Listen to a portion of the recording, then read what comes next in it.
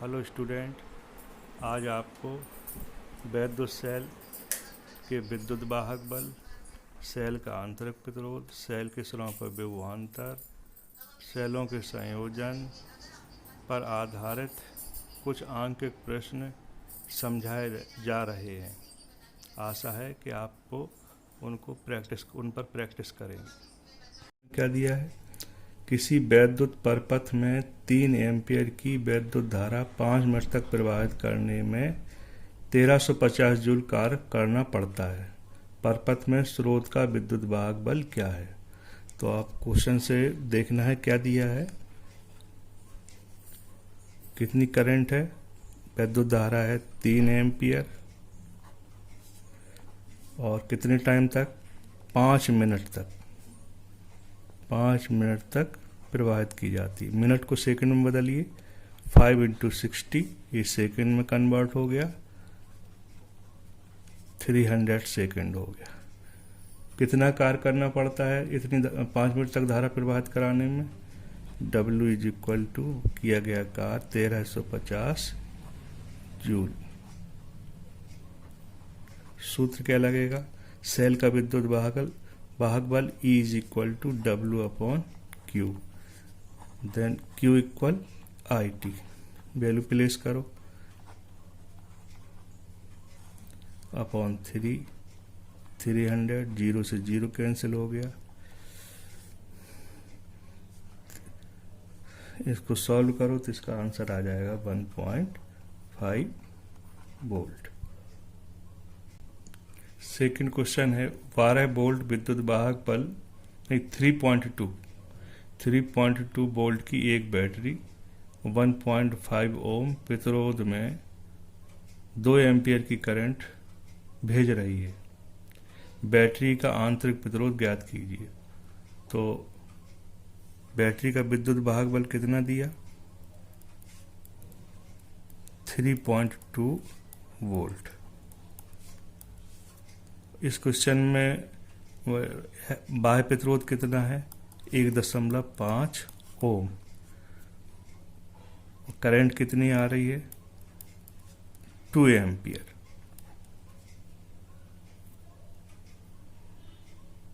Battery का आंतरिक प्रतिरोध ज्ञात कीजिए। R = आपको कैलकुलेट करना, फार्मूला लगेगा I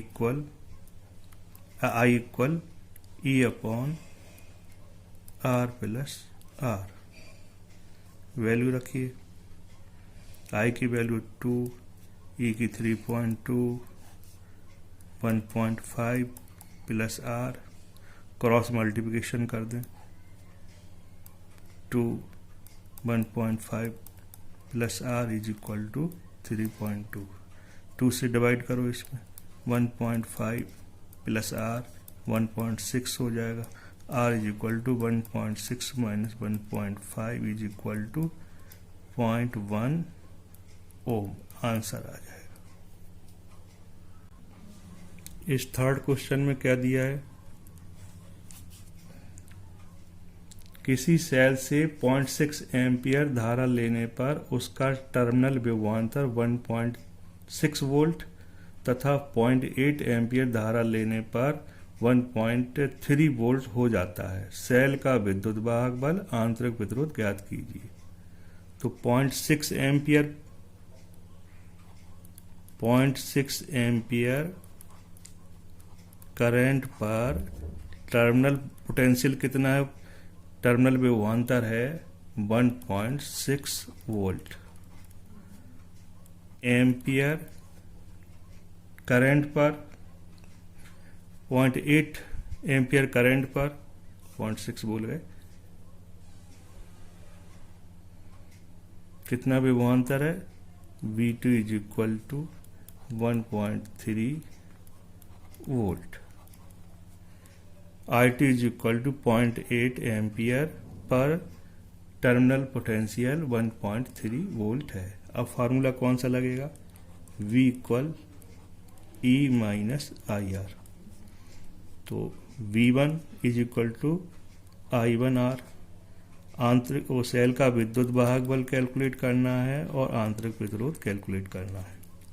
V1 कितनी 1.6 is equal to E minus 0.6 R equal 1.6 plus 0.6 R।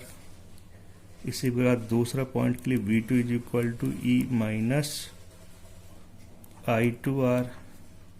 V2 की वैल्यू कितनी 1.3, E कैलकुलेट करना I2 0.8 ampere, E is equal to हो जाएगा 1.3, इसको यहाँ ट्रांसफर कर दिया 0.8 R। इक्वेशन नंबर फर्स्ट हो गई, इक्वेशन नंबर सेकंड हो गई। समीकरण 1 व 2 से लेफ्ट हैंड साइड बराबर है तो राइट हैंड साइड बराबर होना चाहिए। 1.6 plus 0.6 R is equal to 1.3 0.6 R 0.8 R।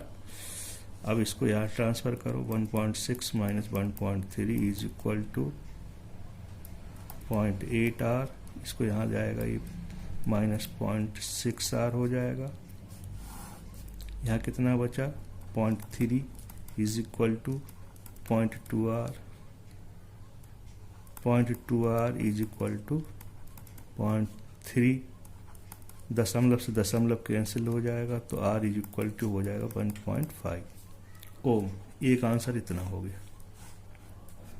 किसी भी इक्वेशन से अब E निकाल लेंगे। अब समीकरण 1 में R का मान रखने पर, R का मान रखने पर E इक्वल टू 1.6, इसमें R की वैल्यू रखो 1.5, इसको सॉल्व करो तो E इज इक्वल टू आ जाएगा 2.5 वोल्ट। ये दूसरा आंसर हो गया। इसमें सेल का विद्युत वाहक बल और आंतरिक प्रतिरोध।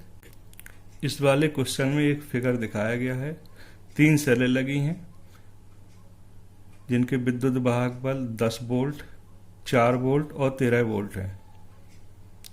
ए और बी बिंदुओं पर जोड़ी गई हैं। इस संयोजन का कुल विद्युत वाहक बल और आंतरिक प्रतिरोध ज्ञात करना है। दूसरी सेलें E2 और E3 की डायरेक्शन विद्युत वाहक बल की दिशाएं एक जैसी हैं तो वो आपस में जुड़ जाएंगी। और E1 की दिशा कैसी है, विपरीत दिशा में विद्युत वाहक बल की दिशा ऋण प्लेट से धन प्लेट की ओर होती है। तो तुल्य विद्युत वाहक बल is equal to E2 plus E3 minus E1। E2 की वैल्यू कितनी है 4 वोल्ट, E3 13 वोल्ट, E1 कितना है 10 वोल्ट। तो अपना ये कितना हो जाएगा 17 minus 10 is equal to 7 volt. विद्युत वाहक बल की वैल्यू आ गई 7 वोल्ट।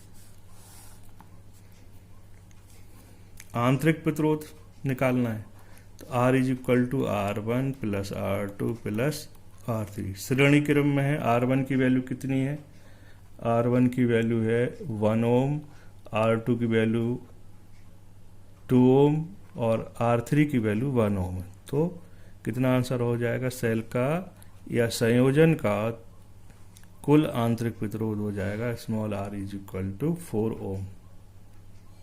R2 मान ले रहे। इस वाले क्वेश्चन में एक 12 वोल्ट की बैटरी है जो जिसमें 2 प्रतिरोध लगे हैं, R 40 ओम और एक अमीटर लगा हुआ है। तो इस क्या चीज कैलकुलेट करना है आपको, इस अमीटर का रीडिंग बतानी।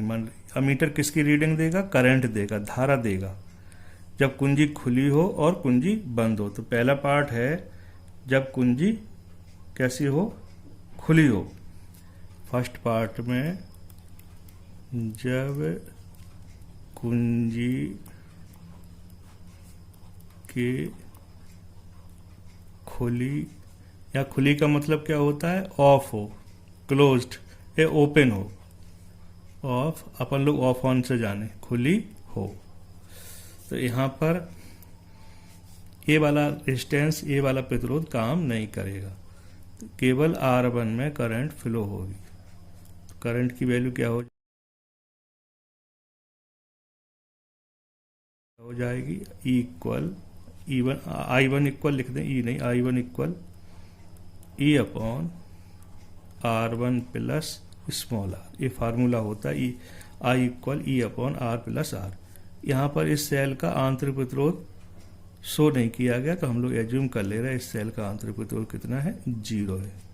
तो इसमें जब करंट की वैल्यू क्या होगी, 12 volt is equal to R1 की वैल्यू 40 ओम हो गई, प्लस 0 हो जाएगा, कैंसिल कर दो, 0.3 इसको 12 बट्टे कितना हो जाएगा 40।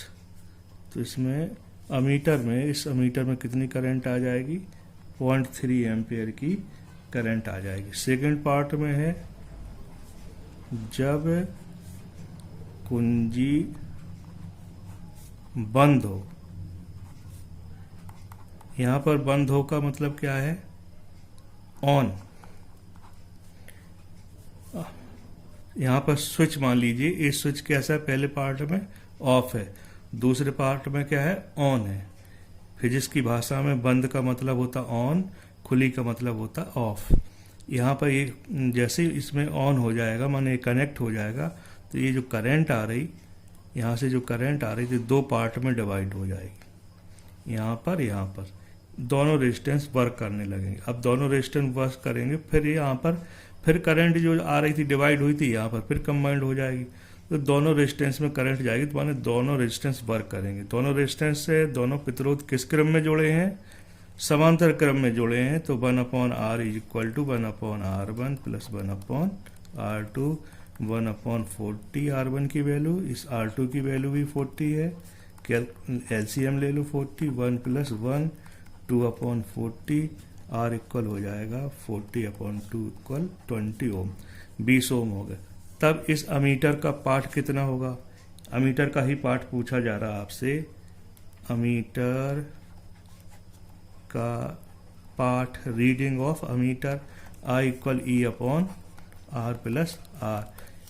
ई की वैल्यू 12 वोल्ट है, R कितना आया 20 आया, आंतरिक प्रतिरोध कितना है 0, 12/20, तो कितना आ जाएगा, इसमें कैलकुलेट करेंगे 0.6 एम्पियर की करंट इसमें फ्लो होगी।